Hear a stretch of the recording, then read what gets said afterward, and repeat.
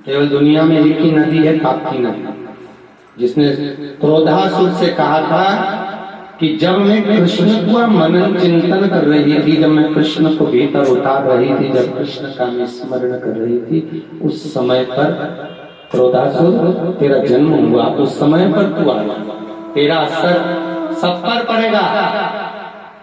पर यदि ताप्ती का जल जिसके मस्तक पर चढ़ गया, ताप्ती का स्नान जिसने कर लिया, उस पर क्रोध कभी नहीं चढ़ेगा।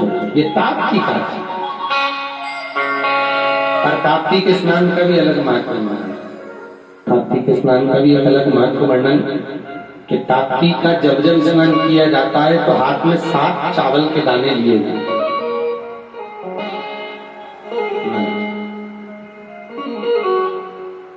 7 चावल के दाने लेकर हाथ में बांधकर ताप्ती की डुबकी लगाई जाए, क्रोध से मुक्ति के लिए। उस व्यक्ति को भी कभी क्रोध नहीं आता, बहुत सहज है। ताप्ती के स्नान का 3 अलग अलग भाव वर्णन है। एक क्रोध मुक्ति के लिए, दूसरा संपदा वृद्धि। ताप्ती के बालू का हाथ में शिवलिंग बनाई है, ताप्ती की बालू उठाकर नदी की स्नान करते समय हाथ में रख कर उसका शिवलिंग का निर्माण करिए, और शिवलिंग का निर्माण कर ताप्ती का ही जल उस पर समर्पित कर दीजिए। जल समर्पित कर अपनी मनोकामना कर धन संपदा बढ़ाने के लिए हाथ के नीचे हाथ लगाकर जल में उसका विसर्जन कर दीजिए। संपदा की कमी नहीं होती, हाथ में कुबेर का खजाना अपने आप आना प्रारंभ होता, संपदा प्रारंभ होता। ताप्ती वैभव धन देते।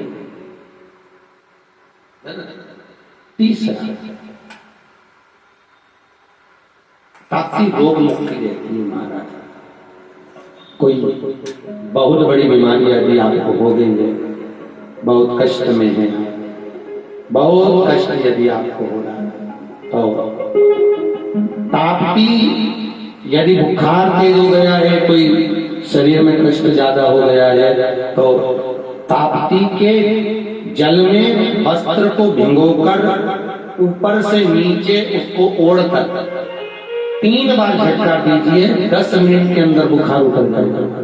ताप्ती के जल का इतना महत्व, जिसके घाट पर आप रह रहे हो उसकी महत्वता देखिए।